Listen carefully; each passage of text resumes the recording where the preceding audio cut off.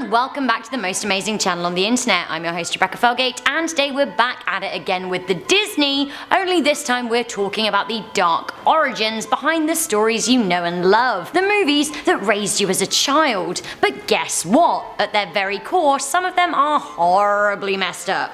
Coming into number 10, we have Hercules. I should have known. Anything that comes from ancient Greek mythology isn't gonna have a happy ending. In most cases, it isn't even safe for work. In the movie, Hercules is indeed the son of God, and he does indeed fight Hades and win the affections of Megara. He is hailed a hero at Mount Olympus. These things do happen in the origin story, but Hercules is a child of rape. Zeus tricked his mum into sleeping with him. Hercules marries Meg by force, who later ends up going mad and brutally slaughtering all of their children. Rightio then. Coming into number 9, we have The Little Mermaid. Ariel the Little Mermaid was such a great movie. I loved pretending to be a mermaid every time I went to the swimming pool with my mum. I'd always make her pretend to be Ursula the Sea Witch and try and chase me. It would always be fun. I loved The Little Mermaid, but I never actually did think it had a particularly happy ending. Ariel has to give up being a mermaid and has to live among people that aren't her family or friends. They can visit though, so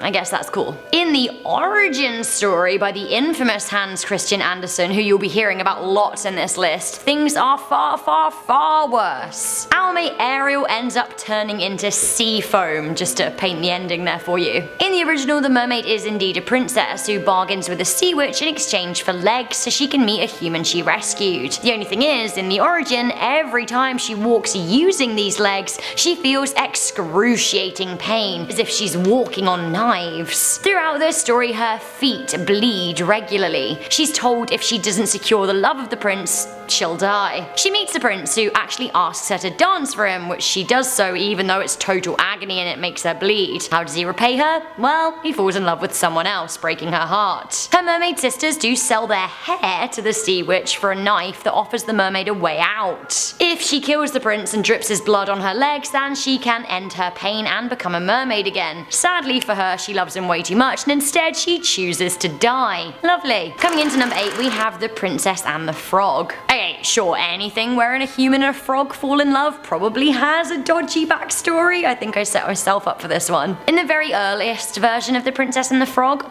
King, the curse is broken when the frog is thrown against a wall. In one origin version, his head is chopped off and his skin is burned. Poor frog. Moving on to number 7, we have Cinderella. The good news is that Cinderella and the prince do live happily ever after in the origin story. The bad news is that there is a lot of body mutation going on there. When the prince finds the slipper in the original tale, her sisters try and steal it to make it fit them. But they take far more extreme measures than in the movies. They cut off parts of their feet, one cuts off their toes and the other cuts off their heel. The glass slipper is tarnished with blood. Grim. Coming into number 6, we have Frozen. Frozen is based on good old Hans Christian Andersen's The Snow Queen. Elsa, as we know, has the ability to freeze things using just her hands, and she can be a bit shirty. She likes to keep herself away from others by building an ice castle. She isolates herself. I'm not funny, I don't know why I try. Anyway, originally the Snow Queen bewitches a man called Kai to love her by placing a piece of a troll's mirror in his eye and in his heart. She turns him cruel, she turns his heart to ice, she makes him emotionless, and she makes him reject his previous girlfriend. Devastating. Coming into number 5, we have Pocahontas. Pocahontas is a real character in history, so it's one of the few Disney films actually based on fact. In the movie, Pocahontas finds love with John Smith. In reality, John Smith was a settler who established Jamestown, and when we say established, you can bet there was a lot of violence and bloodshed and land stealing. Pocahontas did rescue John Smith from being murdered by her father, but she was only 11 years old at the time. She did marry Kokum, but he was murdered, leaving her with 2 kids to raise on her own. She was then abused by English settlers, her name was changed to Rebecca, and she was forcibly wed to a tobacco farmer named John Rolfe. She died quite young in her early 20s. Coming into number 4, we have Sleeping Beauty. I loved Sleeping Beauty as a kid. I used to lay down in the middle of the supermarket and pretend I was the Sleeping Beauty and I wouldn't get up until my mum kissed me. It's the kind of kid I was. But the origin story is actually actually totally messed up. Yeah, Sleeping Beauty is a princess, and yes, she is cursed by an evil witch, but she doesn't prick her finger on a spindle and spinning wheel, she gets poisoned by a flax seed stuck under her nail. She's enshrined and sleeps in a mausoleum, and one day, a much older king from another kingdom finds her. He then rapes her seemingly lifeless corpse and leaves her. He goes back to his wife. She then gives birth, and fairies look after her babies until one day one of her babies sucks the flax out from under her nail and she wakes up. She names her kids Sun and Moon, like the celestial bodies, they are a mystery to her. The rapey and again much older king returns to find her awake, and actually they fall in love, but once again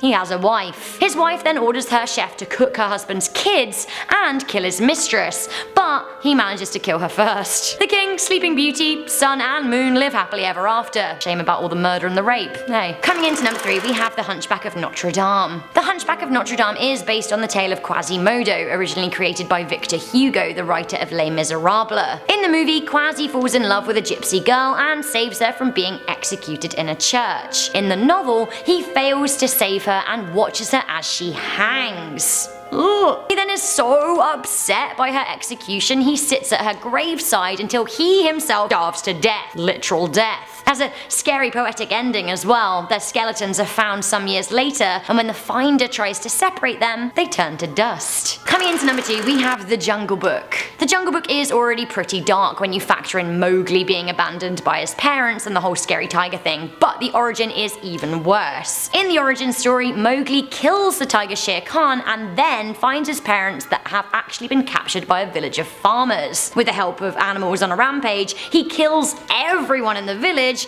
and destroys it all. He razes it to the ground. Mowgli.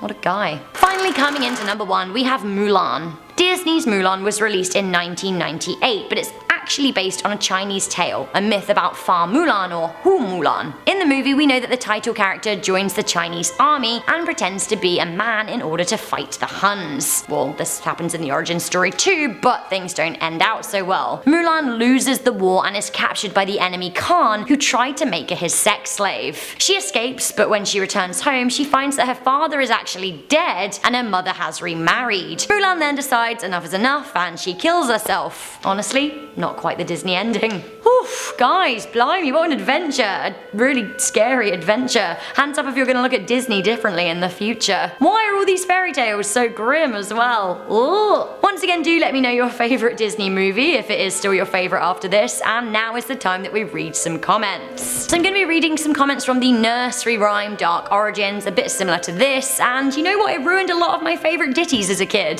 Worryingly, our top comment was from Michael Myers, who said, 1, 2, Freddy's coming for you. 3, 4, better lock your door. 5, 6, grab your crucifix. 7, 8, better stay up late. 9, 10, never sleep again. Seaheart said, twinkle twinkle little star isn't what you think either. Pretty much every little star is burning out, so by the end of the song, they'll all be dead. Not quite sure how you reach that conclusion, but still, I think it does seem like in all of these origin stories, they're all dead. It's basically the long and short of it. Fluffy Pink Chaos said, hello darkness, my old friend, let's sing your creepy rhymes again. Let's not, I'm scared, but I like your inventiveness. Now, a lot of you said that you were very scared when I said hello, so I'm sorry for doing that to you. So guys, we have reached the end of the video. Once again, I would love for you to leave a thumbs up, share this video with a friend, and leave us a comment letting us know what you think. I'm your host, Rebecca Felgate, and I'll see you in a new Most Amazing Top 10 video very, very soon. Bye!